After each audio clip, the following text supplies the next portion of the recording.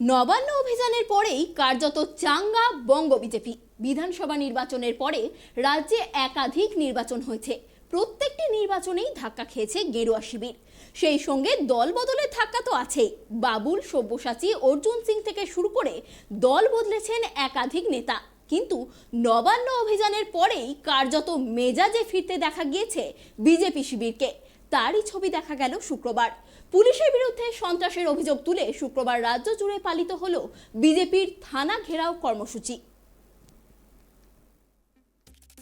নবান্ন অভিযানে বিজেপি কর্মীদের উপর মিথ্যা মামলা দেয়া হয়েছে, এই অভিযোগের প্রতিবাদে রাজ্য জুড়ে বিজেপির থানা ঘেরাও কর্মসূচি। আসানসোলেও পালন করা হলো বিজেপির এই থানা ঘেরাও কর্মসূচি। শুক্রবার দুপুরে আসানসোলের হীরাপুর থানা, কুলটি, নিয়ামতপুর ফাঁড়ি সহ বিভিন্ন পুলিশ থানায় বিক্ষোভ দেখালো বিজেপি কর্মীরা।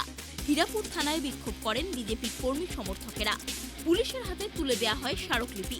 সেই সময় বিজেপি কর্মীদের কটূক্তি করার অভিযোগ তুলে রাস্তা অবরোধ শুরু করে বিজেপি কর্মী সমর্থকেরা। পরে পুলিশি আশ্বাসে অবরোধ উঠে যায়। অন্যদিকে বিজেপির নবান্ন অভিযানকে কেন্দ্র করে পুলিশি অত্যাচার ও দিকে দিকে রাতের বেলায় বিজেপি কর্মীদের বাড়িতে গিয়ে বিজেপি কর্মীদের আটক করার প্রতিবাদে ও অভিষেক বন্দ্যোপাধ্যায়ের মন্তব্যের প্রেক্ষিতে দমদম থানার সামনে বিক্ষোভ প্রদর্শন করে বিজেপি কর্মী সমর্থকেরা।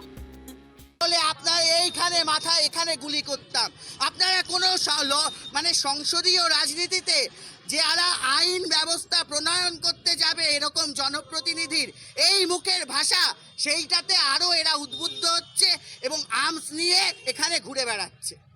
আসল কথা 13টা দেখে মমতা ব্যানার্জি ভয় পেয়েছে, সেই কারণে 3 দিন আগে পালিয়ে গেছে।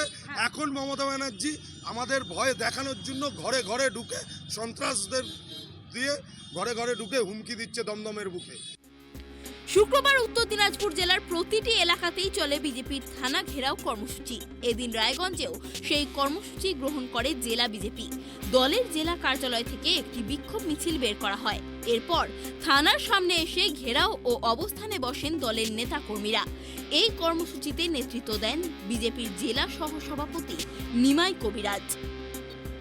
আজকে উত্তর দিনাজপুর জেলার ভারতীয় জনতা পার্টির পক্ষ থেকে থানার সামনে যে বিক্ষোভের মূলত কারণ 13ই সেপ্টেম্বর কলকাতায় যে নবান্ন অভিযান, সেই নবান্ন অভিযানকে কেন্দ্র করে শাসক দল তৃণমূল সরকার সম্পূর্ণভাবে ব্যর্থ। তারা পুলিশকে লেলিয়ে দিয়ে আমাদের 13 তারিখের যে নবান্ন অভিযান, সে অভিযানে গোটা পশ্চিমবাংলার বিভিন্ন প্রান্তে ভারতীয় জনতা পার্টির কার্যকর্তাদের গ্রেপ্তার করা হয়েছে, বাধা দেওয়া হয়েছে, হয়রানি করা হয়েছে, লাঠিচার্জ করা হয়েছে, মিথ্যা মামলা দেওয়া হয়েছে।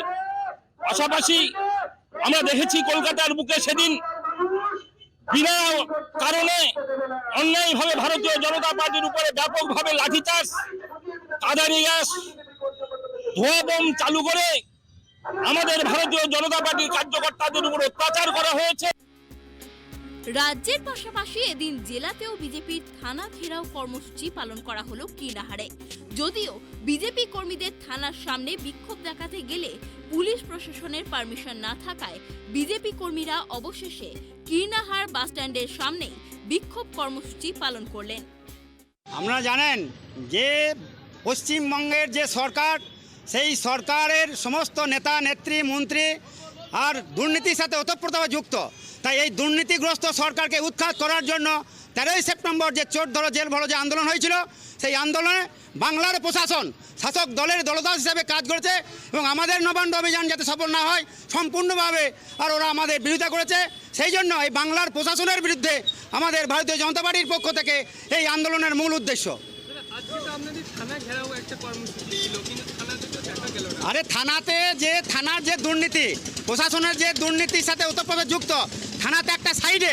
সেই জন্য জনগণের সামনে প্রশাসনের যে দুর্নীতির কথা জানানোর জন্যই আমরা বিশেষভাবে এই বোলপুর কীর্ণাহার বাস স্ট্যান্ডে আমরা এই আয়োজন করেছি, যাতে এই এলাকার সকল মানুষ জানে যে রক্ষক ভক্ষকে পরিণত হচ্ছে আজ বাংলার বুকে। আমরা যদি বিপদগ্রস্ত হই তাহলে আমরা থানাতে যাই। গেরুয়া শিবিরের দাবি, নবান্ন অভিযানের পর থেকে রাজ্যের বিভিন্ন প্রান্ত থেকে তাদের কর্মীদের গ্রেপ্তার করেছে পুলিশ। অনেক ক্ষেত্রেই অভিযোগ স্পষ্ট নয়, পুলিশ কিছুই বলছে না। এ বিষয়ে কলকাতা হাইকোর্টের দ্বারস্থ হচ্ছে BJP. Bureau report, tribe TV.